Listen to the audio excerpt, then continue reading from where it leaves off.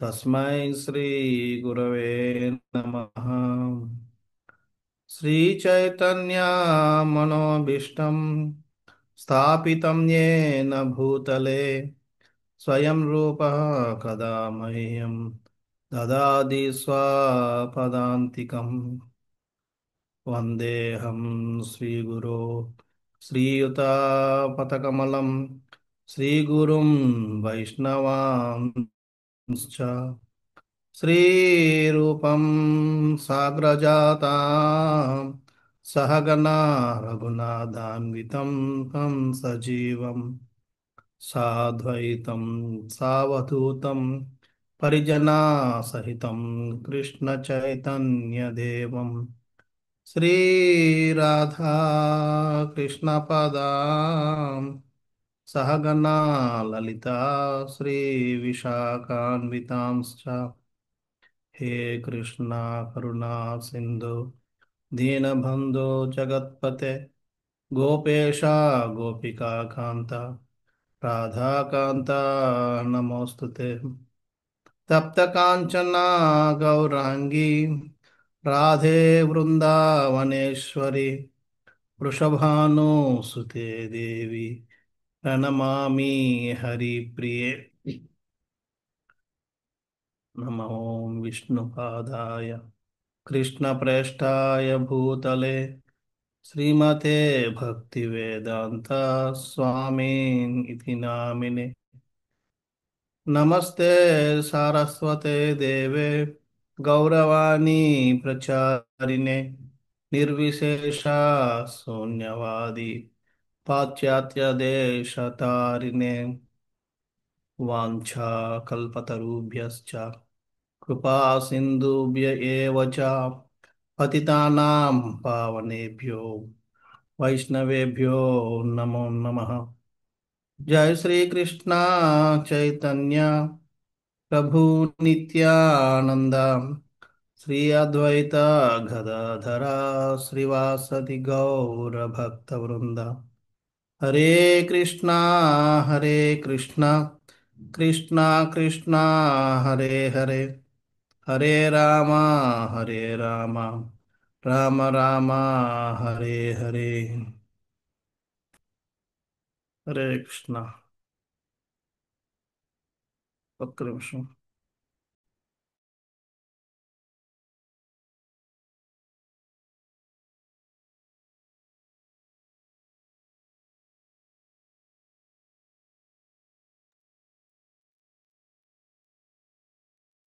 మీ అందరికీ ఈనాడు వీణుల కార్యక్రమంలో ఉత్తమ శ్లోక వార్త అనే దాంట్లో కృష్ణలీలకి దానికి మనం స్వాగతం.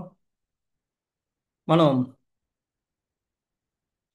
కిందటి క్లాసులో శమంతకమల యొక్క చరిత్రని మనం చర్చిస్తూ దాంట్లో మనం ఒక అంశాన్ని మనం చర్చించాం. ఏదైనా ఒక ఐశ్వర్యం అన్నది భగవంతుడి యొక్క సేవలో ఉపయోగించకపోతే అది ఏ విధంగా ఆ వ్యక్తి యొక్క అశుభానికి దారి తీసి అది పతనానికి దారి తీస్తుంది అనేది మనం చర్చించాం. ఏనాడైతే కృష్ణుడు అడిగిన వెంటనే సత్రజిత్ కాదన్నాడో మరుక్షణమే అది తన తమ్ముడు ధరించడం ప్రసేన ధరించడం దాన్ని ఆయన ప్రాణాలు కోల్పోవడం జరిగింది. అక్కడితో ఆగలేదు, అది సత్రాజిత్ వరకు కూడా వచ్చింది. అది ఎలాగ వచ్చింది అన్నది మనం ఈ వారం మనం చూద్దాం. సో అక్కడ సత్యభామతోటి వివాహం అయింది, వాళ్ళు కాలం గడుపుతున్నారు మంచిగా. అయితే ఇంత ముందు చర్చించినట్టుగా కృష్ణుడి మీద ఆ నింద వేయడం, కృష్ణుడికి అంత కష్టాన్ని ఇచ్చి అంటే ఆయన వెళ్ళి జామవంతుడితో 28 రోజులు యుద్ధం చేసి ఇవన్నీ చేయడం, ఇంత కష్టం ఇవ్వడం చాలామంది ద్వారకావాసులకు నచ్చలేదు. సత్రజిత్ కూడా అదే భయంలో ఉన్నాడు. ఆయన సత్యభామని కృష్ణుడికి ఇవ్వడానికి ఇచ్చి పెళ్లి చేయడానికి వివాహం చేయడానికి కారణం కూడా అదే. ఎందుకంటే చాలామంది ద్వారకావాసులు యోధులు, ద్వారకా యోధులు ఎవరైతే ఉన్నారో యదువంశ యోధులు వీళ్ళందరూ కూడా సత్రాజిత్ మీద చాలా కోపంగా ఉన్నారు. వాళ్ళు ఏమైనా చేస్తారు, నన్ను ఏ విధంగా శిక్షిస్తారు, దాని నుంచి బయటపడాలి అంటే నేను నా పుత్రికని కృష్ణుడికి ఇచ్చి వివాహం చేయడం బెటర్ అని చెప్పి ఉద్దేశం మీద ఆయన ఇచ్చాడు. మెయిన్ ఆ యొక్క కోపం నుంచి మనం అక్కడ కూడా చర్చించాం. చాలా మంది రాజులకి ఆయన వాగ్దానం చేశాడు సత్యభామను ఇస్తానని చెప్పి, కానీ కృష్ణుడికి ఇచ్చారు. వాళ్ళందరూ కూడా చాలా అప్సెట్ అయ్యారు. కానీ వాళ్ళందరూ కృష్ణుడి మీద ఉన్న భయం వల్ల సత్రాజిత్తుని ఏం చేయలేదు. అవన్నీ మనం చర్చించాం. సో అవే కారణాలన్నీ మనకి బయటపడి ఇప్పుడు ఆయన ప్రాణానికి ముప్పు తీసుకొస్తాయి. ఎలాగంటే కృష్ణుడు ఆ అక్రూరుడి నుంచి, అదే, కంసుడు వధ చేసిన తర్వాత మళ్ళీ కొన్ని రోజుల తర్వాత ఎవరైతే భక్తులు, అంటే ప్రత్యేకించి కుబ్జా, ఆమె కృష్ణుడు రమ్మని చెప్పింది కాబట్టి ఆమె కోరికను తీసి వచ్చిన తర్వాత, అలాగే అక్రూరుడు వాళ్ళ ఇంటికి వెళ్ళి వచ్చిన తర్వాత కూడా అక్రూరుడికి వస్తూ వస్తూ ఒక మాట చెప్తాడు. అక్రూరా, వెళ్ళి పాండవులు ఏ స్థితిలో ఉన్నారో వెళ్ళి చూడు, అవును అని చెప్పి అక్రూరుడు వెళ్తాడు. అక్కడ పరిస్థితి అంతా గమనిస్తాడు. వచ్చి కృష్ణుడికి సంపూర్ణ రిపోర్ట్ ఇస్తాడు. ఆ రిపోర్ట్లో భాగంగా వాళ్ళు ఎదుర్కొన్న కష్టాలు ఏమిటి అన్నది చెప్తాడు. ఇలాగ ఏ విధంగా దుర్యోధనుడు వాళ్ళ సోదరులందరూ కూడా పాండవులను హతమార్చాలని ప్రయత్నిస్తున్నారు. దానికి ధృతరాష్ట్రుడు ప్రత్యక్షంగా కాకుండా పరోక్షంగా ఎలా సహకరిస్తున్నాడు, ఇవన్నీ కూడా ఆయన వివరిస్తాడు. అలా కొన్ని రోజుల తర్వాత అందులో భాగంగా వాళ్ళ యొక్క పన్నాగాల్లో భాగంగా పాండవుల్ని లక్కతో తయారు చేయబడిన గృహంలో దహించి వేయడం అనేది చేస్తారు. అయితే కృష్ణుడు, భీష్ముడు లాంటి, విదురుడు లాంటి వాళ్ళ పెద్దవాళ్ళ కరుణ వల్ల, వాళ్ళ యొక్క ప్రేమాభిమానాల వల్ల బయటపడతారు. ఆయన సరే తెలియనట్టుగా, ఏం తెలియనట్టుగా మిగతా వాళ్ళందరూ ఎవరికైతే తెలియదు అందరూ చాలా బాధపడుతూ ఉన్నారు. సో వాళ్ళ బాధలో బంధువుల్ని పలకరించడానికి వెళ్ళాలనే నెపంతో కృష్ణ బలరాములు ఇద్దరు కూడా హస్తినాపురానికి వెళ్తారు. వెళ్ళి వాళ్ళకి ఏం తెలియనట్టుగా వాళ్ళు కూడా అందులో భాగంగా పాండవుల కోసం, కుంతీదేవి కోసం చాలా బాధపడుతూ కన్నీరు కన్నీరు కారుస్తారు. విధు భీష్ముని కలుసుకుంటారు, ధృతరాష్ట్రుని కలుస్తారు, గాంధారిని కలుసుకుంటారు. అందరూ కలిసి వాళ్ళందరితో పెట్టి బాధపడుతూ ఉంటారు. కానీ కురు వంశస్థులు ఎవరు కూడా, అంటే కౌరవులు ఎవరు కూడా బాధతో లేరు. అది కృష్ణుడు బలరాముడు ఇద్దరు గమనించారు.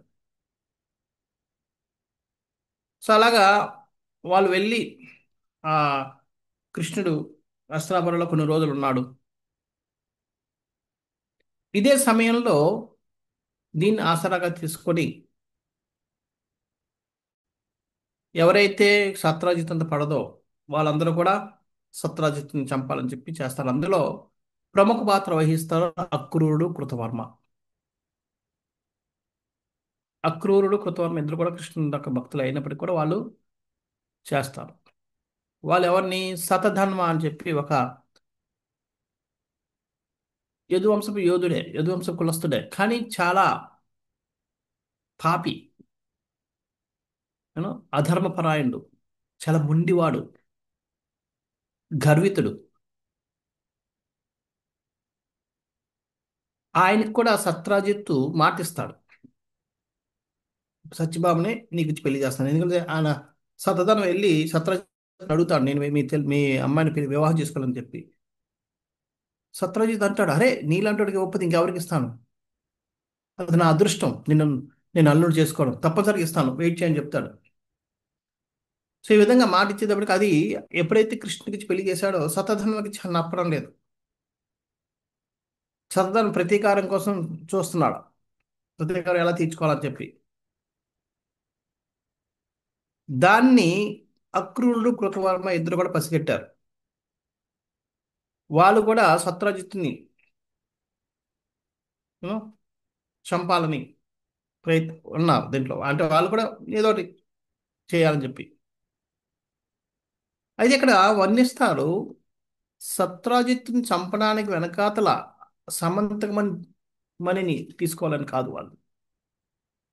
కృష్ణుడు అడిగినా సమంతకమణిని స్వయం అడిగాడు ఇచ్చేయమని చెప్పి. అడిగినా సరే కృష్ణుని మాటను కాదని, కృష్ణుని మాటను ఎదిరించి ఇవ్వనందుకు వాళ్ళిద్దరికి కోపం ఉంది. అంచే దానికి ప్రతీకారం తీర్చుకోవాలనే దానంతో వీళ్ళు ఉన్నారు. కానీ భక్తులు నిజంగా వాళ్ళకి కోపం ఉన్నా సరే వాళ్ళు బయటికి మూర్ఖత్వంగా ప్రవర్తించలేరు. అంచేది వాళ్ళిద్దరూ ఏం చేయలేకపోతున్నారు, కానీ వాళ్ళు అవకాశం కోసం చూస్తున్నారు. అందులో సతధర్ముడికి చాలా ఉంది. ఆయన మూర్ఖుడు కూడా ఇందా చెప్పుకున్నట్టుగా మూర్ఖుడు, పాపి, అధర్మపరాయణుడు, గర్విష్టి. అంచేత వీళ్ళిద్దరూ వెళ్ళి ఆయన్ని ఎంకరేజ్ చేశారు. నువ్వు మాలాంటి వాడు కాదు, పిరికివాడు కాదు. ఉం? అంచేత నీలాంటి వాడు సత్రజిత్ ఇలాగ అవమానించి నీకు ఇస్తానని చెప్పి మాట తప్పి ఉం, ఆ సత్యభామని కృష్ణకి ఇచ్చి పెళ్లి చేసినప్పుడు నువ్వు కూడా ఇలా చేతుల్లో మాలాగా చేతులు ముడుచుకుని కూర్చుంటావా? నువ్వు అటువంటి వ్యక్తి కాదు, నువ్వు చాలా పరాయణువి. ఇప్పుడు కృష్ణ కూడా లేదు, ఇదే అదును నువ్వు ప్రతీకారం తెచ్చుకోవడానికి. ప్రతీకారం తెచ్చుకో. అలా మాట తప్పిన వాడికి వాళ్ళ తమ్ముడికి పట్టిన గతే పట్టాలి. ఆ దాంతో పాటు నీకు ఆ మనీ కూడా నీదే అయిపోద్ది అని చెప్తాడు. అని చెప్పి వీళ్ళు ఆయన్ని ఎంకరేజ్ చేస్తారు. ఎంకరేజ్ చేయడం వెనకాల ఏంటి, వాళ్ళకి ఆ మనీ మీద ఎటువంటి ఇంట్రెస్ట్ లేదు. కేవలం సత్రాజిత్ని పనిష్మెంట్ చేయాలి, సత్రాజిత్కి ఏదో బుద్ధి చెప్పాలి. కృష్ణుని కాదన్నాడు, కృష్ణుని యొక్క కోరిక వ్యతిరేకంగా వెళ్ళాడు అని చెప్పి. కానీ భక్తుల్లో కృష్ణుని మీద ప్రేమ ఉన్నా ఆ ప్రేమ ఇతరుల మీద ద్వేషంగా మారదు.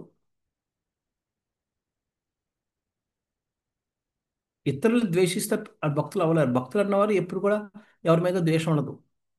మన జీవితంలో గుర్తుంచుకోండి, మనం ఒక్క జీవి మీదైనా, ఒక్క ప్రాణి మీదైనా, ఒక్క మనిషి మీదైనా మన ద్వేషాన్ని పెంచుకున్నాం అంటే మనం ఇక్కడే ఉంటాం. ఆ ద్వేషాన్ని వదులుకోకపోయినా మనం ఇక్కడే ఉంటాం.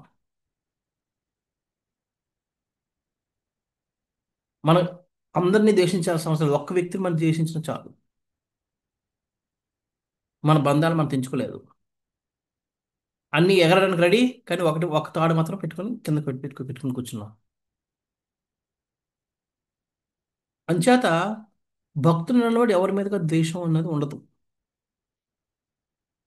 వీళ్ళు అలా, అటువంటిది వీళ్ళు ద్వేషగా మారిపోయారు సత్రజిత్తుకి. సంహరించ చూడండి, అర్జునుడు చంపాల్సిన అవసరం ఉన్నా సరే నేను చంపనంటున్నాడు, భక్తుడు కాబట్టి. ఇక్కడ వీళ్ళకి చంపాల్సిన అవసరం లేదు, అయినా సరే వీళ్ళు చంపడానికి వెళ్ళిపోయారు, చంపడానికి ప్రేరేపిస్తున్నారు. అలా ఎందుకు జరుగుతుంది అంటే కారణం చెప్తారు ఎవరు, ఆచార్యులు చెప్తారు. ఎందుకంటే విశ్వనాథ చక్రవర్తి ఠాకూర్ వారు కూడా రాస్తారు. ఎందుకంటే అక్రూరుడు ఈ గోపికల చేత ఉం, ఆయన ఆయన ఆ, శపించబడ్డాడు. నువ్వు అక్రూరుడు కాదు, క్రూరుడివి అని చెప్పి. ఆ మాట నిజం అవ్వాలి కాబట్టి ఆ క్రూరత్వం ఇప్పుడు బయటపడ్డాడు. అంచేత ఆయన ఆ క్రూరత్వం వల్ల ఆయన ఆ శాపం వల్ల ఆయన క్రూరత్వానికి ప్రదర్శించి సత్రజిత్ని చంపడానికి కూడా చనిపోతాడు అన్న, అరే ఎలాగ చంపగలను, ఎలాగ నేను కారణం అవ్వగలను అన్న విచక్షణ కోల్పోయాడు ఆ శాపం కారణంగా. అందుకనే మనం ఎంత పెద్ద భక్తులు అయినప్పటికీ కూడా మనం భక్తుల్ని ఎప్పుడు కూడా అవమానపరచకూడదు. వాళ్ళకి మనం గాయం కలిగించకూడదు. దాని ప్రతి ఫలం మనం అనుభోగించాల్సి వస్తుంది. అందుకనే రూపగోస్వాముల వారు కూడా తన ధ్యానంలో ఉన్నప్పుడు నవ్వుతే ఎవరో గూనివారిని చూసి నవ్వేనని ఆ గూనివాడు అనుకుంటాడు, ఈయన నేను యొక్క మెడిటేషన్ అంతా డిస్టర్బ్ అవుద్ది. అది ఎవరు ఆయన అసలు అపరాధం చేయాలని కూడా అనుకోలేదు. ఆయన ఎవరిని అపరాధం చేశాడో కూడా తెలియదు ఆయనకి. అయినా సరే ఆయన కూర్చోలేదు. అది తెలుసుకుని ఆ బ్రాహ్మణుడికి నేను క్షమాపణ చెప్పాలని చెప్పి ఆ బ్రాహ్మణుడు ఎవరో తెలుసుకుని ఆయన క్షమాపణ చెప్తాడు. ఎందుకంటే అది ఆయన యొక్క ఆ అపరాధం యొక్క ఉమ్, ఇది గంభీరత. అంచేత ఇక్కడ గోపికల్ని అక్రూరుడు బాధ పెట్టడం వల్ల వాళ్ళు అదే సమయంలో ఆ స్టేట్మెంట్ కూడా వాడతారు. ఆ స్టేట్మెంట్ భాగవతంలో కూడా వస్తుంది.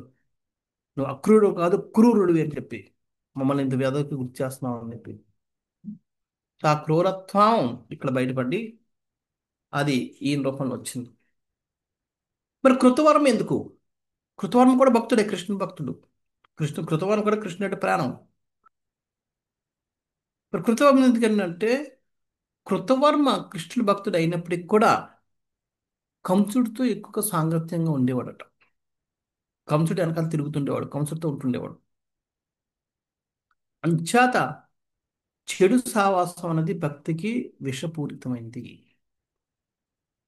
అంచేత మనం ఎంత భక్తి చేసినా సరే చెడు సావాసాన్ని మనం వదులుకోకపోతే అది ఎక్కడో చోట మనకు దెబ్బతీస్తుంది. అందుకనే రూపగోస్వామి సంగత్యాగాత్ సతో వృత్తి అని చెప్పి చెప్తాం. సంఘాన్ని వదిలిపెట్టాలి. అవే భక్తికి అనుకూలమైన స్థితులు.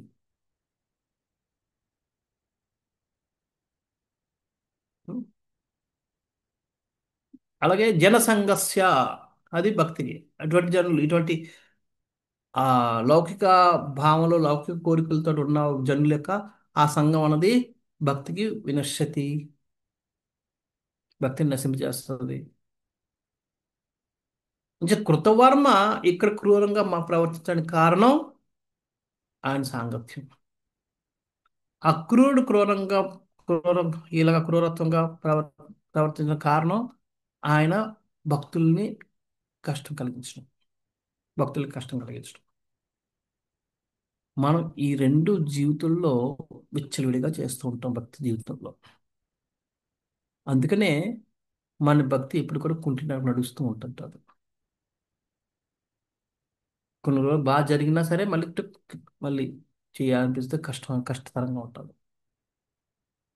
మనకి. అందుకనే మనం ఆ భక్తిలో ఉన్న మధురత్వాన్ని, భక్తిలో ఉన్న ఆ ఆ ఆనందాన్ని మనం అనుభూతి పొందలేకపోతున్నాం. ఎందుకంటే వీటి మీద మనం ఎప్పుడు ధ్యాస పెట్టలేదు, పెట్టడం కూడా. ఇది మన దైనందిన కార్యక్రమం అయిపోయింది ఈ రెండు చేయడం.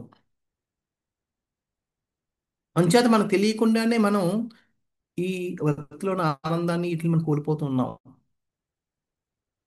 అందుకని భక్తులు అన్న వాళ్ళు ఈ రెండింటిని కూడా మనం వదులుకోవడానికి, తొలగించుకోవడానికి ప్రయత్నం చేయాలి మన జీవితంలో. ఉం? సంచేత వీళ్ళిద్దరూ కూడా చెప్పారు. అయితే శతధన్వకి జత్రాజిత్ బ్రహ్మ సత్యభామని పొందలేదన్న కోపం ఉన్నప్పటికీ ఆయన ఎందుకు చంపడానికి ఎందుకు రెడీ అయిపోయాడంటే ఆయనకి ఆ మణి కావాలి. సత్రాజిత్తు బతికున్న రోజులు ఆ మనీని ఎవడు ఇవ్వడు. ఎందుకంటే కృష్ణుడికి ఇవ్వలేదు ఆయన. తర్వాత సత్యభామని ఇచ్చినప్పుడు ఇచ్చాడు, పేరుకైతే ఇచ్చాడు కానీ ఇష్టం లేకుండా ఇచ్చాడు, మనస్ఫూర్తిగా ఇవ్వలేదు. ఎప్పుడైతే కృష్ణుడు నాకు వద్దు అవసరం లేదు అన్నాడో చాలా ఆనందంగా తెచ్చేసుకున్నాడు. మళ్ళీ మాట కూడా అనలేదు, మాట వరుస కూడా అనలేదు, అదే లేదు మీరు ఉంచుకోండి మీకు ప్రాబ్లం లేదు నాకేం లేదు నువ్వు ఉంచుకో అని చెప్పి మాట వరుస కూడా అనుకుని తెచ్చుకున్నాడు. అంచేత ఆయనకి అంత మమకారం ఉంది ఆ సమంతకమణి మీద.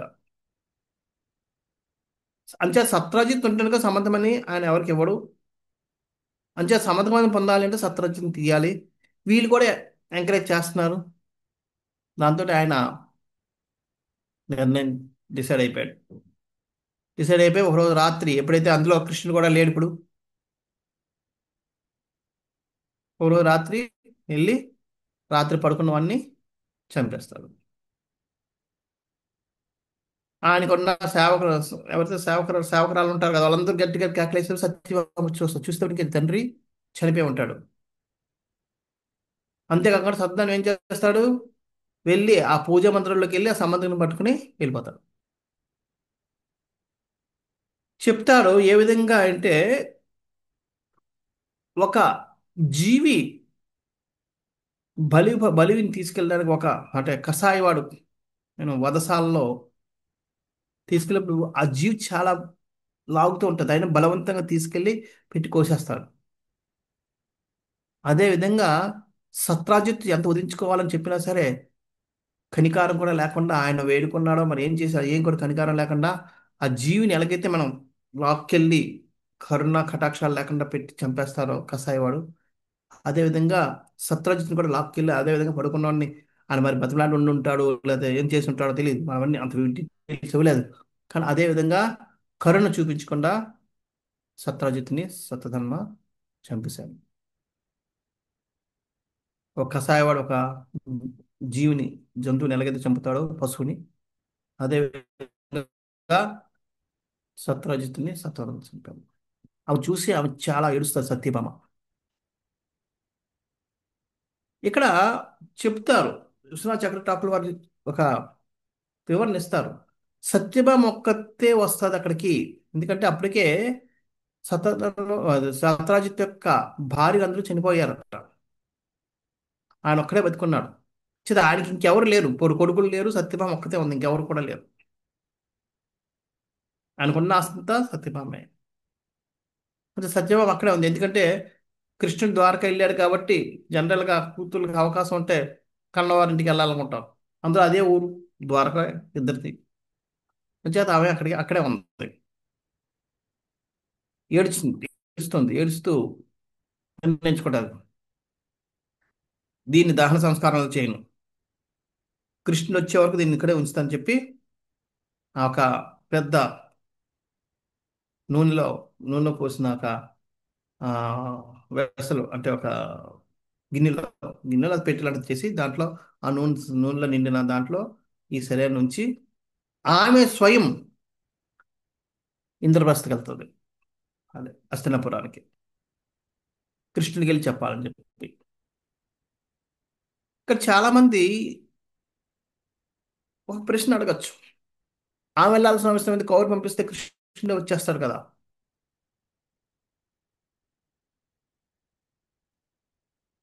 వీళ్ళు చనిపోయారని చెప్తే కృష్ణుడు వస్తాడు. ఆ టైంలో ఈ శరీరాన్ని విడిచిపెట్టి ఆమె వెళ్ళాల్సిన అవసరం లేదు. జనరల్గా ఎవరైనా ఎవరు వెళ్ళరు అలాగా. ఆమె ఎందుకు వెళ్ళారు అంటే అక్కడ చెప్తారు కారణాలు. అది కృష్ణుడి మీద ఉన్న ప్రేమ వల్ల వెళ్ళిందట ఆమె. కృష్ణుడి మీద ప్రేమ ఎలాగొంది ఇప్పుడు ఈ టైంలో చూపించాల్సిన అవసరం చూపించాల్సిన సమయం కూడా కాదు ఇది. చనిపోయినప్పుడు మనం ఎవరు అంత ప్రేమను ఎవరు చూపించాం, ఎవరు చనిపోయి వాళ్ళ కొంత బాధలో పెడతాం, తర్వాత ఏమైనా మన ప్రేమను ఎవరు చూపిస్తాం. కానీ ఈ టైంలో ఎందుకు వెళ్ళిందంటే అందరూ అనుకుంటున్నారు సత్రాజిత్తు ఆ మనీ ఇవ్వలేదు కాబట్టి కృష్ణుడి మనసులో ఆయన మీద ఇంకా చిన్న ద్వేషం ఉండి ఉంటుంది, కృష్ణుడు దాన్ని ఎప్పుడు మర్చిపోడు. మనలాగా ఏదో మన జీవితంలో ఏదో జరిగిందో ఆ మనిషిని చూడగానే మనకు అవే గుర్తుకొస్తాయి. ఆయన ఎంత మంచోడైనా ఎన్ని మంచి చేసినా అవి గుర్తుకురావు, అవన్నీ మర్చిపోతాం. ఏదైతే చెడు చేస్తారో అది ఒక్కడే గుర్తుకొస్తుంది, దాన్నే మనం గుర్తుంచుకుంటాం. అంచేత ఇంకా ఆయనలో ద్వేషం ఉంటుంది. ఆయన సత్రజిత్ని ఇష్టపడ్డు, సత్యభామని ఇష్టపడతాడు, కానీ సత్యభామ కారణంగా సత్యభామ తృప్తి కోసమే ఆయన సత్రాజిత్ని మంచిగా చూస్తుంటాడు, ఒక మామగారుగా చూస్తాడు తప్ప ఆయనకి ఎటువంటి ఇది లేదని ఒక అందులోని ఒక అభిప్రాయం ఉండిపోయింది. దాన్ని నిర్మూలించాలనుకుంది సత్యభామ. అందుకే తనే స్వయంగా వెళ్ళి చెప్పి తనే దానికి నిదర్శనం. నా భర్త ఎలాగా ఏడ్చాడు ఏంటని అందుకని వెళ్ళి చెప్తారు. చాలా మంది అనుకోవచ్చు ఇక్కడ ఎందుకంటే కృష్ణుడు చెప్తే కృష్ణుడు మళ్ళీ బతికించవచ్చు కృష్ణుడు, ఎందుకంటే అప్పటికే సందీపుని ముని యొక్క కొడుకుని తీసుకొచ్చాడు, బతికించాడు, ఇవన్నీ చేశాడు కాబట్టి ఈయన కూడా కావాలని తీసుకురావచ్చు. దానికోసం వెళ్ళలేదు అనుకోవచ్చు, కానీ దానికోసం వెళ్ళలేదు ఆమె. కేవలం కృష్ణుడికి ఉన్న ఈ కళంకాన్ని తీయడం కోసం. అక్కడికి వెళ్ళి కృష్ణుడికి ఇలా చెప్పగానే కృష్ణుడు వెంటనే తన తండ్రి చనిపోతే ఏ విధంగా బాధపడతాడో ఆ విధంగా కళ్ళం నీళ్ళు కార్చుకుని బాధపడ్డాడు, ఏడ్చాడట. అది చూసి బలరాముడు కూడా ఏడుస్తున్నాడు. వాళ్ళిద్దరు కూడా ఏడుస్తున్నారు, బాధపడ్డారు. అయ్యో, అంత ఘోరం జరిగింది. ఉం? ఏంటి ఆ వైపరీత్యం, అది ఏదో చెప్పి వాళ్ళు బాధపడుతున్నారు ఇద్దరు. వెంటనే సత్యభామ ఓదార్చి కృష్ణుడు బయలుదేరతాడు. సత్యభామ వచ్చిన వెంటనే ఫస్ట్ చేసిన పని ఏంటంటే, ద్వారకాకు వచ్చిన వెంటనే నా భర్త నేను చెప్పిన మరుక్షణమే ఎలా ఏడ్చాడంటే, తన కొడుకున్నా సరే అంత బాధగా అంత విధిగా బాధపడి ఉండడు, అంత ఇదిగా బాధపడ్డాడు. నా స్వామికి నా తండ్రి మీద అంత ప్రేమ ఉంది అని చెప్పి అందరికీ ముందు చెప్తుంది. అది దాన్ని బట్టి సత్యభామ తన తండ్రిని కంటే కృష్ణుని ఎంతగా ప్రేమిస్తుందో మనం అర్థం చేసుకోవచ్చు. అంచేత ఆమె దక్షిణాపురం వెళ్ళడానికి కారణం తండ్రి మీద ప్రేమ కాదు, తండ్రిని బతికించాలని కాదు, కృష్ణుని కృష్ణుని మీద ఉన్న ఈ కలంకాన్ని తీయాలన్నమాట. సో కృష్ణుడు అన్ని, ఇంకెందుకంటే పుత్రుడు లేరు కాబట్టి తను అన్ని అంతిమ సంస్కారాలని ఆయనే చేస్తాడు. చేసిన తర్వాత నిర్ణయం చేసుకుంటాడు. పెద్దలు చంపాడు కాబట్టి ఏ విధంగా చంపాడో వాళ్ళకి అదే శిక్ష విధించాలని చెప్పి, అంటే పెద్దలైన శత్రుఘ్ని చంపాడు కాబట్టి అదే శిక్ష అంటే ఆయన కూడా చంపాలని చెప్పి నిర్ణయించుకుంటాడు. అది తెలిసేటప్పటికి ఇంకా కృతవర్మ భయపడిపోతాడు. భయపడిపోయి పరిగెట్టుకుని కృతవర్మ అంటున్నాను, శతధన్వ భయపడిపోయి కృతవర్మ దగ్గరికి వెళ్తాడు. కృతవర్మ నన్ను రక్షించు, కృష్ణుడు నన్ను చంపడానికి నిర్ణయించుకున్నాడు అంటే, కృతవర్మ అంటాడు, హరే శతధన్వ, ఏమనుకుంటున్నావు నువ్వు? నేను నీకు సలహా ఇచ్చానంటే అదేదో కృష్ణుడి మీద నాకు కోపం ఉండి కాదు. కృష్ణుడి యొక్క కోపం నుంచి ఎవరు తప్పించుకోగలరు? కృష్ణుడి యొక్క కోపాగ్నిలోంచి ఎవరు కూడా బయటపడలేరు. అది తెలిసి కూడా నేను కృష్ణుడితో నేను ఎలాగా పోరుకి వెళ్తాను అనుకుంటున్నాను? కంసుడు లాంటి వాడే కృష్ణుని ద్వేషించి కృష్ణుని రెచ్చగొట్టి కృష్ణు యొక్క కోపాగ్నిలో పడి తనకి ఉన్న ఇంతమంది రాక్షస సైన్యం, రాక్షస సహచరులు ఉండి వాళ్ళందరూ సపోర్ట్ ఉన్నప్పటికీ కూడా వాళ్ళందరితో పాటు దహనం అయిపోయి బూడిదైపోయాడు కృష్ణుడి యొక్క కోపాగ్నిలో. అవన్నీ తెలిసి నేను ఎలాగ నేను ఆయనతో యుద్ధం చేస్తాను అనుకుంటున్నావు? జరాసంధుడు 17 సార్లు వచ్చాడు, 17 సార్లు చిత్తుగా ఓడించి కనీసం వెనక్కి వెళ్ళడానికి రథం కూడా లేకుండా చేశాడు కృష్ణుడు. అవన్నీ తెలిసి నేను ఎలా యుద్ధం చేస్తాను అనుకుంటున్నాను? ఇల్లు ఇంకెవరైనా చూసుకో, నేను నీకు సాయం చేయలేని చెప్తాడు. కొత్తవారు అలాగనేటప్పటికి ఏం చేయలేదు తెలియక అక్రూరు దగ్గరికి వస్తాడు. అక్రూరా, ఏదో ఒకటి చేయని చెప్పి. అక్రూరు అంటారు, అరే ఏం మాట్లాడుతున్నావయ్యా, నేను ఆయన భక్తుణ్ణి, నా స్వామి మీద నేను యుద్ధం చేస్తాను, ఆయన వ్యతిరేకంగా నేను ఎలాగెళ్తాను? ఆయన ఈ సృష్టి స్థితి లయ కారకుడు. అటువంటి ఎ- ఆయన మీద నేను యుద్ధం చేసి గెలవగలననే అలాగెలాగనుకున్నావు? ఆయన 7 సంవత్సరాల వయసులోనే చిటికిన వేలి మీద గోవర్ధన పర్వతాన్ని ఎత్తి 7 రోజులు అలా నిలబడ్డాడు. అటువంటి వ్యక్తిని, అంతటి వీరుణ్ణి నేను ఏ విధంగా ఓడిస్తాను అనుకున్నావు? ఆ లీల గుర్తించిన ప్రతిసారి నేను దాన్ని నమస్కారం చేస్తూ ఉంటాను ఇప్పటికి కూడా. నా మనసులో ఎప్పటికీ రోజు ప్రతి క్షణం నేను ఆయనకి వందనం చేస్తూ అర్పిస్తూ ఉంటాను. అటువంటి వ్యక్తిని నేను ఏ విధంగా నేను యుద్ధం చేసి పోరాడి ఆయనకి వ్యతిరేకంగా నిలబడతాను అనుకున్నాం అని చెప్పి ఆయన అంటాడు. కృత శతధన్వకి ఇంకా ఏం చేయాలి అర్థం అలా. అరే, ఇద్దరు ఉన్నారు, వాళ్ళేదో నన్ను సపోర్ట్ చేస్తారు అనుకున్నారు, కానీ వాళ్ళిద్దరు చూస్తే ఇలాగా ఉన్నారు. ఇంక లేదని చెప్పి ఆయన వెంటనే పరిగెట్టడానికి ఏదో తప్పించుకొని ద్వారకా నుంచి పారిపోవాల్సుకుంటాడు. అందులో ఒక స్పెషల్ గుర్రాన్ని సెలెక్ట్ చేసుకుంటాడు. ఆ గుర్రం ఏంటంటే ఒక్కసారి అంటే నాన్ స్టాప్గా 800 మైళ్ళు, 100 యోజనాలు పరిగెడుతుంది ఆపకుండా. ఇప్పుడు అంత గుర్రం కూడా అంత అంత దూరం పరిగెట్టలేదు. సో అటువంటి గుర్రాన్ని సెలెక్ట్ చేసుకుని అది ఎక్కి ద్వారకా నుంచి పారిపోతాడు. ఈ విషయం కృష్ణ బలరాములకు తెలుస్తుంది. కృష్ణ బలరాములకు తెలిసి వాళ్ళు కూడా వెంటనే వాళ్ళ రథాన్ని తయారు చేసుకుని వాళ్ళు కూడా వెనకాల ఫాలో అవుతున్నారు. వెళ్తూ వెళ్తూ వెళ్తూ ఆ, మిథిలా నగరానికి పొలిమేరల్లోకి విదేహ రాజ్యం విదేహ రాజ్యం యొక్క పుత్రి కాబట్టి వైదేహి అని పేరు వచ్చింది సీతాదేవికి. ఆ, అదే మైథిలి అని పేరు కూడా వచ్చింది. మిథిల నగరం యొక్క యువరాణి కాబట్టి, మిథిల రాజు యొక్క కూతురు కాబట్టి మైథిల. విదేహ రాజ్యం యొక్క పుత్రిక కాబట్టి వైదేహి అని పేర్లు సీతాదేవికి వచ్చాయి. వై వై విదేహ రాజ్యం అన్న మిథిల రాజ్యం అన్న ఒకటే. ఆ రాజ్యం పొలిమేరల్లోకి వచ్చేటప్పటికల్లా ఇంకా ఆ గుర్రానికి ఇంకా ఇది లేక పడి చనిపోద్ది. అంటే విశ్వ చక్రవర్తి వారు అంటారు అది 800 యోజనాల దూరం ప్రయాణించేది అయినా సరే ఇంకా ఆయన్ని లాగి లాగి ఇంకా దాన్ని ఇంకా ఆపకుండా చేయడం వల్ల ఆ గొర్రె ఇంకా తప్పనిసరి పరిగెట్టి పరిగెట్టి పరిగెట్టి ఇంకా దాని యొక్క అన్ని యూనో ఆ చెమటకి అన్ని అయిపోయి డీహైడ్రేషన్ అయిపోయి అది ఓపిక లేక చనిపోయింది. ఇంకా అక్కడికి వచ్చి ఇంకేం చేయాలో తెలియదు, కింద నుంచి పరిగెడుతున్నాడు ఇంకా.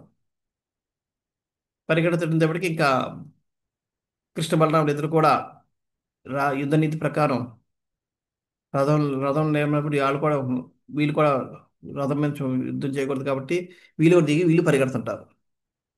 అందులో కృష్ణుడు చాలా తొందరగా స్పీడ్గా పరిగెడుతూ దగ్గరికి వచ్చి ఆయన సుదర్శన చక్రంతో ఆయన్ని సంహరించేస్తాడు. సంహరించిన తర్వాత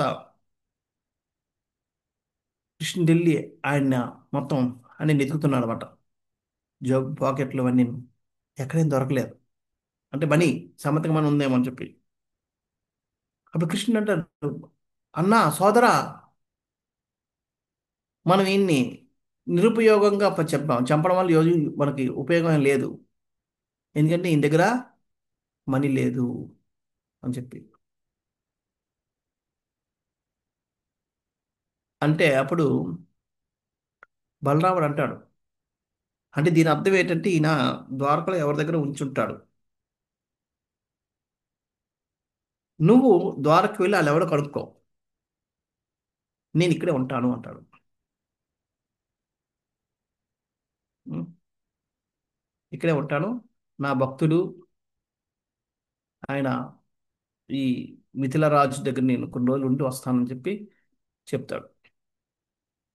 ఇక్కడ విశ్వనాథ్ చక్రవర్తి ఠాకూర్లు వారు అంటారు, ఆయన సత్రాజిత్తు అదే శతధనుని చంపడానికి వచ్చినప్పుడు కృష్ణుడు వెళ్ళొచ్చు, కృష్ణుడే శపథం తీసుకుని చంపుతానని చెప్పి నిర్ణయం తీసుకుని కృష్ణుడే. బలరాముడు ఎందుకు వచ్చాడు? మరి వచ్చినప్పుడు అది చంపి ఆ మణి వచ్చే వరకు కూడా ఆయన ఉండాలి కదా. కానీ ఇక్కడికి వెళ్ళేటప్పటికి నువ్వు వెళ్ళిపోయి నువ్వు చూసుకో అక్కడ, నేను ఇక్కడ ఉండిపోతాను చెప్తాడు. దానికి కారణం ఏంటంటే బలరాముడి కోపం వచ్చిందట.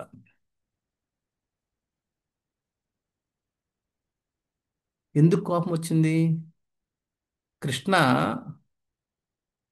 నీవు సర్వద్రయామివి, నీకు అన్నీ తెలుసు, నీకు తెలిసి ఈ దగ్గర లేదని,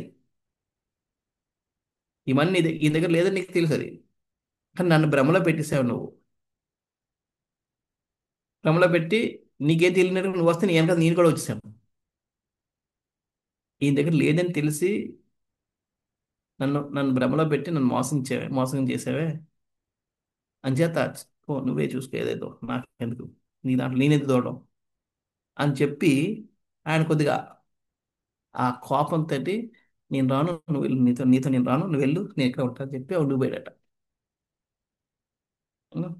సో ఈ విధంగా ఇప్పుడు దీన్ని బట్టి చెప్పాలనుకుంటే, భగవంతుడు ఎవరినైనా మోహంలో పెట్టాలంటే ఎవరికి భయపడ్డం, బలరాముడు లాంటి వాడినే మోహం చేసేయగలడు. అసలు మనల్ని మోహంలో పెట్టడం ఆయనకు పెద్ద ఇదేం కాదు. కానీ భగవంతుడు ఎప్పుడు పెట్టడు. అంచేత కొన్నిసార్లు మనం మాయ చేత మనం మోహితులు అవుతున్నాము అంటే అది మన కర్మానుసారం భగవంతుడు మనల్ని ఆ మోహంలో పెడతాడు మాయ ద్వారా. అర్థమైంది కదా? ఏ విధమైన కర్మ లేని బలరామునే మోహంలో పెట్టగలిగినప్పుడు మనల్ని మోహంలో పెట్టడం పెద్ద విచిత్రం కాదు. కానీ భగవంతుడు అలా చేయడు. మరి చేయనప్పుడు మనం ఎందుకు మోహంలో వెళ్తామంటే మన కర్మ ఫలానుసారం మనం కొన్నిసార్లు కొన్ని ఇవి వెళ్ళాలి. ఎలాగైతే అక్రూరుడు ఆ శాపనార్థం శాపం వల్ల అక్కడ మోహంలో పడబట్టే ఆయన ఎంకరేజ్ చేసి మృత్యు కారణం అయ్యాడు. సో ఈ విధంగా అక్కడ ఆయన వెళ్ళిపోతాడు. భాగవతం జనక మహారాజు దగ్గరికి వెళ్ళే స్వాగతం పలికాడని చెప్పి చెప్తారు. కానీ జనక మహారాజు అంటే జనక మహారాజు వంశస్థుడు. అప్పటికి మిథిలా నగరానికి రాజు ఎవరు? బహుళాసుడు. తర్వాత కృష్ణుడు కూడా వెళ్తాడు. అక్కడ ఇంకొక కోరిక కూడా ఉందట. చూడండి ఇక్కడ ఇంకోటి. ఎలాగ భగవంతుడు కృష్ణుడు ఏ విధంగా వ్యవహరిస్తాడు తన భక్తులతోటి. కృష్ణుడికి మిథిల నగరం వచ్చేటప్పటికల్లా ఆయన భక్తుడు బహుళాసుడు కృష్ణుడు భక్తుడు. కృష్ణ భక్తుడు గుర్తుకొస్తాడు. అరే ఇంత దూరం వచ్చాను, ఈయన కలవకుండా ఎలాగ వెళ్ళిపోతాను అని చెప్పి. కానీ మరి అక్కడికి వెళ్ళి కలిస్తే ఆయన కొన్ని రోజులు ఉంచుతాడు. ఇటువంటి సమయంలో వెళ్ళిపోయి నేను అక్కడ ఉండిపోతే బాగోదు. కానీ అలాగని చెప్పి ఊరు వరకు వచ్చి కలవకుండా వెళ్ళిపోయినాక బాగోదు. అంచేత బలరాముని నేను ఇచ్చేస్తాను, బలరాముని ఇక్కడ ఉండిపోయేటట్టు చేస్తాను అని చెప్పి ఆయన బలరాముని చేసి, బలరాముని అలా కోపగించుకుని చేసి బలరాముని అక్కడ ఉండేటట్టు చేసుకుని ఈయన వచ్చేసాడు. సో ఆ విధంగా కృష్ణుడు తన భక్తుడి మీద కృపను ఆ విధంగా చూపించాడు. చూడండి, చాలాసార్లు కృష్ణుడి యొక్క కృప స్వయంగా రాదు. ఉం? ఎందుకు? అది కొన్నిసార్లు భక్తుల ద్వారా పంపిస్తూ ఉంటాడు. మనందరికి కూడా కృష్ణ కృప ఉంది. ఏ విధంగా? భక్తుల ద్వారా వచ్చింది, మన గురువుల ద్వారా వచ్చింది, మన గురు పరంపర ద్వారా వచ్చింది, ప్రభుపాద ద్వారా వచ్చింది.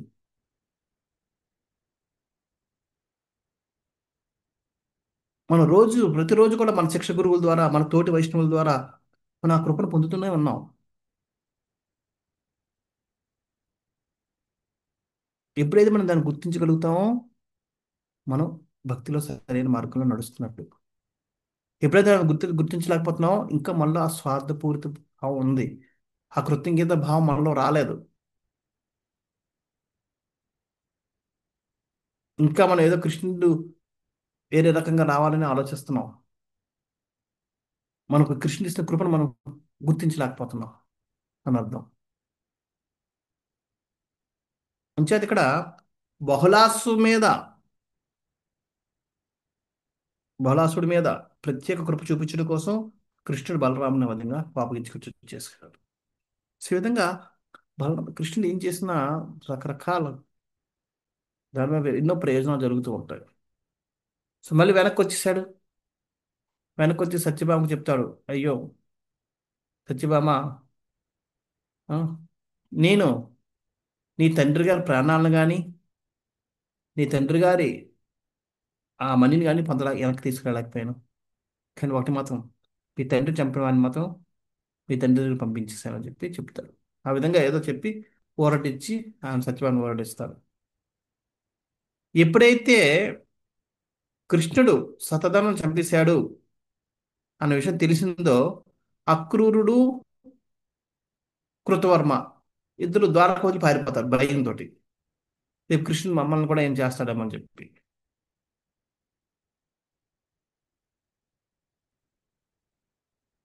ఇద్దరు కూడా ద్వారకా వదిలి వేరు వేరు తింటారు. అక్రూరుడు కాశీకి వెళ్ళిపోతాడు. కాశీకి వెళ్ళిపోయి ఇక్కడ అంత సరిపోయింది. ఎందుకంటే సత్యభామ కూడా ఆ, మణి మీద పెద్ద మమకారం లేదు. మణి దొరకకపోయినా ఆమె బాధపడదు. తండ్రి మీద ఎలాగో లేదు, ఇందాక చెప్పుకున్నాడు, కృష్ణుని కంటే తండ్రి మీద ఏం లేదు అంటే కృష్ణుని దగ్గర ఉన్నాడు కాబట్టి తండ్రిని కూడా మర్చిపోతుంది.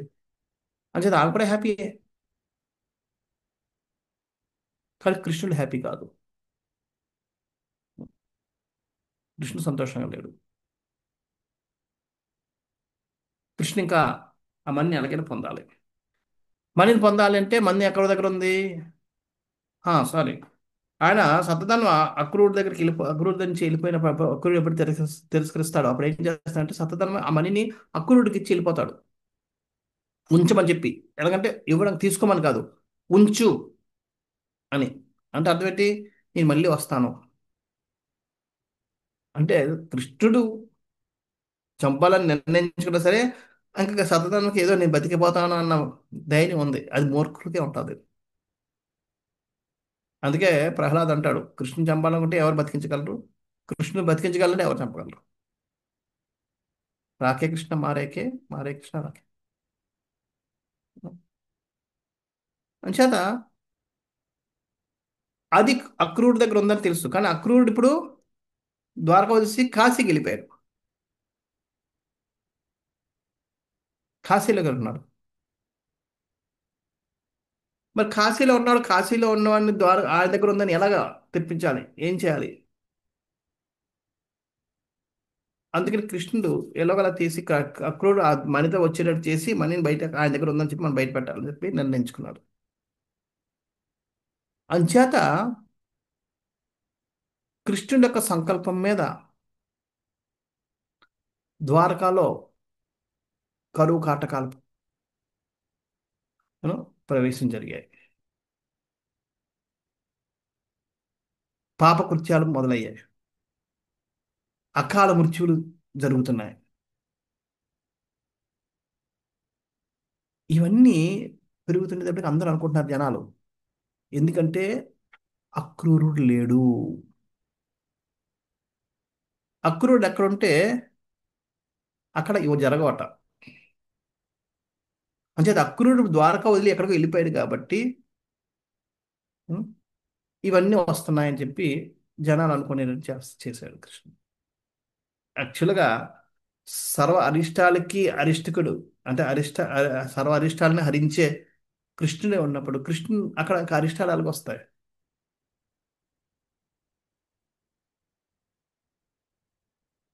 కానీ జనాలకి ఆ విధంగా కల్పించి అక్రూరుడు వచ్చేటట్టు చెయ్యాలి.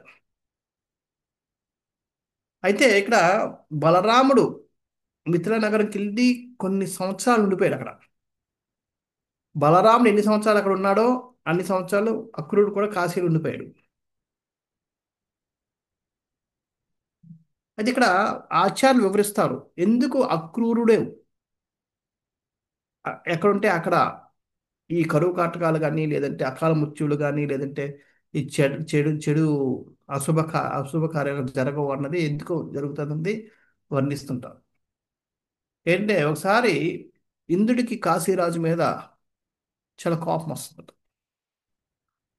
ఆ కోపం వల్ల ఇంద్రుడు అక్కడ వర్షాలు పడకుండా చేసేస్తాడు. సో కాశీ రాజ్యం ఎంతో కరువు కాటకాలకి లోనవుతుంది. అప్పుడు అక్కడ ఉన్న జ్యోతిష్కులు అందరూ చెప్తారు ఏంటంటే, నీ మీ కూతురైన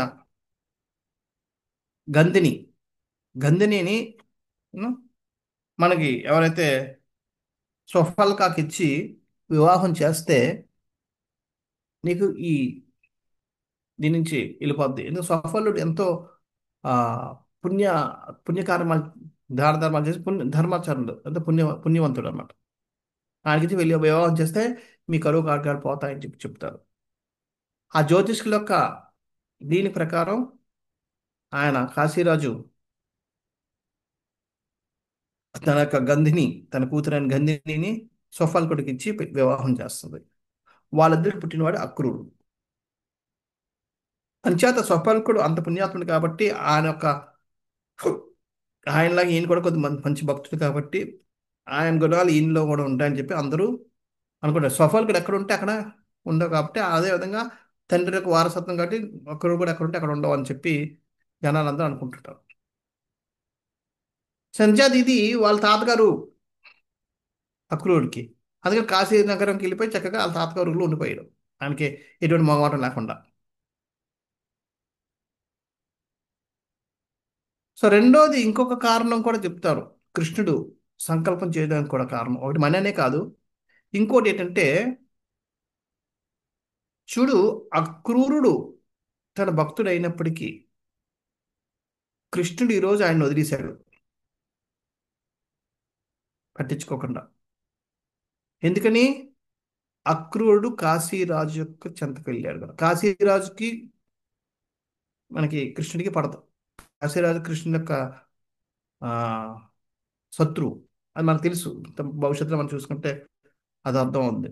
అంచేత శత్రువు దగ్గరికి వెళ్ళాడని చెప్పి కోపం మీద తన భక్తుని కూడా వదిలేశాడే కృష్ణుడు. ఎంత ఇది భక్తుని దగ్గర తీసుకోవాల్సిన వ్యక్తి భక్తుని కూడా వదిలేశాడు అని చెప్పే కళంకం అదొక అదొక పుకారు వినబడుతుంది. అది సత్యభామ కానీ వీళ్ళెవరు కూడా నమ్మడం లేదు. సత్యభామ రుక్మిణి వీళ్ళెవరు నమ్మడం అయినా సరే అది జరుగుతుంది. అంటే దాన్ని కూడా తన మీదకి వచ్చిన ఆ కొత్త నిందని మళ్ళీ దీన్ని నిర్మించుకోవాలి. ఇవన్నిటి మీద ఆయన కృత అక్రూరుని ఎలాగైనా తీసుకురావాలి వెనక్కి అని చెప్పి ఈ వైపరీత్యాలను సృష్టించి అప్పుడు వీళ్ళందరూ పెద్దలందరూ నిర్ణయించుకున్నారు. లేదు, అక్రూరు రావాలి, అక్రూరుని పిలిపించండి మీరు అని చెప్పి. సో వాళ్ళందరూ పిలిపించమంటున్నారు కాబట్టి ఆ అందరూ పిలిపించమంటున్నారు నపం మీద అక్రూరుడికి కృష్ణుడు కౌరు పంపిస్తాడు. ఉన్నది ఉన్న ఫలంగా నువ్వు ద్వారకా వెనక్కి రావాలి అని చెప్పి. కృష్ణుడు చెప్పాక కృష్ణుడు భక్తుడు కాబట్టి మరి అంత చెడిపోలేదు కాబట్టి ఇంకా కృష్ణుడు కౌరు మిద్దడికి అక్రూరుడు వెనక్కి వస్తాడు. వెనక్కి వచ్చి కృష్ణుని కలుస్తాడు. కృష్ణునికి మామ అవుతాడు కాబట్టి అంకులుగా యూనో, ఆయన స్వాగతం పలుకుతాడు. అన్ని ఆరాధన చేస్తాడు. మంచి భోజనం పెడతాడు. పెట్టిన తర్వాత కూర్చొని చెప్తాడు. అక్కు మామ, అంకుల్, అంకుల్ అన్నాను. నాకు అన్నీ తెలుసు. అన్నీ తెలిసిన తర్వాత నేను అడగడానికి ఇంకేం లేదు. అంచేత ఈ మనీ నీ దగ్గర ఉందని నాకు తెలుసు. ఉం? ఎందుకని అడగచ్చు? ఎందుకంటే నువ్వు రోజు యజ్ఞాలు స్వర్ణంతో చేయబడిన హవనకుండంలో చేస్తున్నావు. దానాలు బంగారాన్ని వెనక ముందు ఆలోచించుకుంటే బంగారాన్ని ఇస్తున్నావు. ఇదంతా నీకు ఆ సమంతకం నీ దగ్గర ఉండడం కారణంగా అది ఇచ్చిన బంగారం కారణంగా నువ్వు చేస్తావు నాకు తెలుసు. నాకు ఆ మనీ వద్దు. ఆ మనీ నీ దగ్గర ఉంచుకో. కానీ ఒక్కసారి నాకు చూపించు. ఎందుకంటే ఆ మనీ నీ దగ్గర ఉందని చెప్తే నా సోదరుడైన బలరాముడు నమ్మడు. నా బంధువులు ఎవరు కూడా నమ్మరు. నాకు తెలుసు నీకు ఆ మనీ మీద మమకారం లేదు. కానీ ఇప్పుడు అది ఉండిపోయింది నీ దగ్గర. అంచేత నువ్వు కూడా దాని నుంచి బయటపడచ్చు. వీళ్ళు అందరి ముందు ఒకసారి చూపించే చూపించి నువ్వు మళ్ళీ మనీ నువ్వే ఉంచుకో అని చెప్తాడు. ఇక్కడ ఆచార్యులు చెప్తారు, శతధన్వుడు అక్రూరుడికి ఎందుకు ఇవ్వాలి? కృతవర్మ కూడా ఇవ్వచ్చు కదా. ఎందుకంటే అక్రూరు శతధన్వ కూడా ఆలోచించాడు. నేను దొంగతనం అయితే చేసేసాను, కానీ దానికి ఎంతో చక్కగా పూజలు పునస్కారాలు చేసినప్పుడు అది ఇంత బంగారాన్ని ఇచ్చి దానివల్ల అన్ని లాభం చెప్పాను కదా. ఎక్కడైతే ఉంటుందో అక్కడ వాళ్ళందరూ కూడా సుఖ సంతోషాలతో ఉంటారు. ఇప్పుడు నేను పరిగెడుతూ ఉంటే నేను ఇక్కడ ఎలా పూజ చేయగలను? ఆయనకు ఆ కోరిక ఉంది కాబట్టి ఆయన అయితే చేస్తాడు. ఇప్పుడు మిగతా వాళ్ళకి కోరిక ఉండకపోవచ్చు. అంచేత మీరు ఎవరికి ఇచ్చినా సరే సరిగ్గా చూసుకోరు. ఒక్క అక్రూరుడు మాత్రం ఆ భక్తి శ్రద్ధల్లో ఉంటాడు కాబట్టి అక్రూరుడికి ఇస్తే ఆయన చూసుకుంటాడు. అందుకని అక్రూరుడికి ఇచ్చి వెళ్తాడు అట్లా. నేను మళ్ళీ వచ్చి తీసుకుంటా అని చెప్పి. ఆ విధంగా ఆయన అది అన్నట్టుగానే ఆయన రోజు పూజలు చేయడం కూడా చేస్తున్నాడు. చేయడం వల్ల బంగారం వస్తుంది. ఆ బంగారంతో అందరికి బంగారం అందరూ పంచడం ఇవన్నీ చేస్తున్నాడు అక్రూరుడు. అంచేత అవన్నీ చేస్తున్నాడు కదా, అది నీ దగ్గర ఉందని నాకు తెలుసు, నువ్వు దయచేసి అది చూపించంటాడు. ఇంకా కృష్ణుడు ఆ విధంగా నొక్కి చెప్పేటప్పటికి అక్రూరుడు భక్తుడు కాబట్టి కాదనలేక లోపలికి వెళ్ళి ఎక్కడైతే ఉన్నాడో దాచుకో గుడ్డలో చుట్టి ఉంచుతాడు. ఎందుకంటే దాన్ని అది మొత్తం కాంతి తేజం కదా, సూర్యులా వెలిగిపోతుంది కదా, అది ఎలా కూడా మొత్తం గుడ్డతో చుట్టేస్తాడు. అదంతా తీసుకొచ్చి ఆ గుడ్డ తిప్పి ఆ ముక్తాన్ని చూపిస్తాడు. కృష్ణుని అందరి ముందు చూపించి "ఇదిగోండి ఇదంతా ఈ వజ్రం ఇప్పుడు అక్రూర్ దగ్గర ఉంచుతాను" అని చెప్పి ఉంచి "నువ్వు తీసుకుని వెళ్ళిపో" అని చెప్పి పంపించేస్తాడు. సో ఈ విధంగా ఈ శమంతకమణి ఇప్పుడు అక్రూరుడి దగ్గర ఉన్నా సరే అది కృష్ణుడి యొక్క అనుమతి మీద ఉంది కాబట్టి అక్రూరుడికి అది అశుభం అవ్వలేదు. సో ఈ విధంగా ఆ సమంతకమణి ఏదైతే శుభదాయకమైందో అది కృష్ణుడి యొక్క సేవలో ఉపయోగపడకపోవడం వల్ల ఏ విధంగా అది వినాశనం దారితీసిందో చూడండి. అందుకనే సుఖదేవ గోస్వామి ఇదంతా వివరించిన తర్వాత ఒక ఇస్తాడు. రెండోది ఇంకోటి చెప్తాడు. ఇంకోటి కూడా మంచి కృష్ణుడు మరొకటి కూడా చెప్తాడు. యాక్చువల్ అక్రూర నీకు నాకు ఆ మణి మీద ఎటువంటి ఇది లేదు, కానీ ఒకటి తాతగారు సొమ్ము తన మనవడి మీద, మనవడికి హక్కు ఉంటుంది. అంచేత ఆయనకి హక్కు వస్తుంది కాబట్టి ఆయన పెద్దవాడు అయ్యే వరకు నీ దగ్గర ఉంచుకో అని చెప్తాడు. ఆ విధంగా సత్యభామ గర్భవతి అని కూడా ఒక ప్రకటన చేస్తాడు. ఇక్కడ విశ్వనాథ్ చక్రటాకులు వారికి ఒక విషయం రాస్తారు. ఏమనంటే ఎవరికైతే సంతానం మగవాళ్ళు ఉండరో అప్పుడు వాళ్ళ ఆస్తులన్నీ ఏ విధంగా హక్కులు చెందుతాయని చెప్పి. భార్య బతికుంటే భార్యకి వెళ్తుందట ఆస్తులకు అధికారం అంతా. భార్య కూడా చనిపోతే అప్పుడు కూతురికి వెళ్తుంది. ఏ, కూతురు కూడా లేరు. కొడుకు లేరు కాబట్టి మనం చర్చిస్తున్నాం. కూతురు కూడా లేకపోతే అప్పుడు ఆ ఎవరైతే చనిపోయాడో ఆయన యొక్క తల్లిదండ్రులకి వెళ్తుంది హక్కు.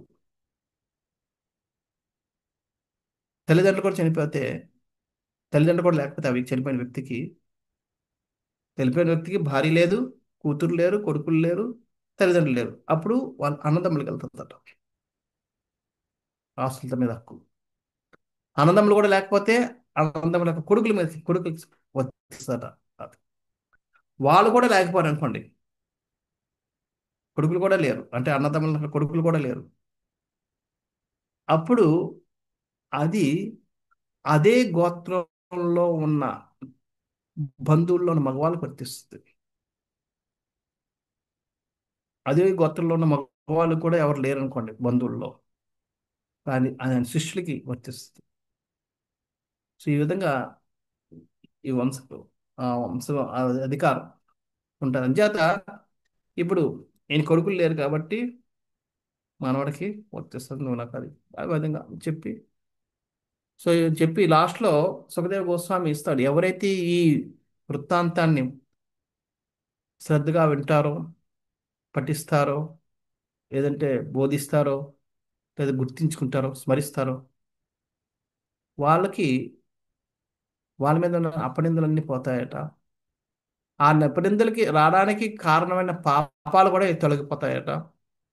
అంతేకాకుండా ఎంతో శాంతిని కూడా, శాంతి సామరస్యాలను కూడా పొందుతారట.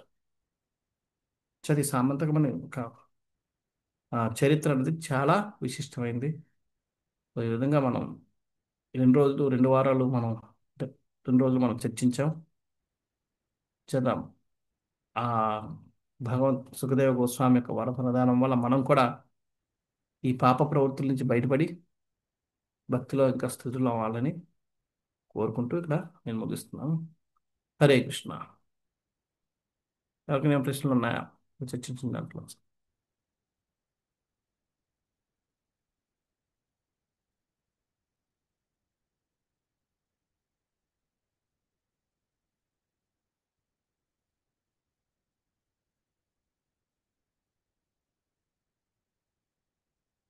ఓకే,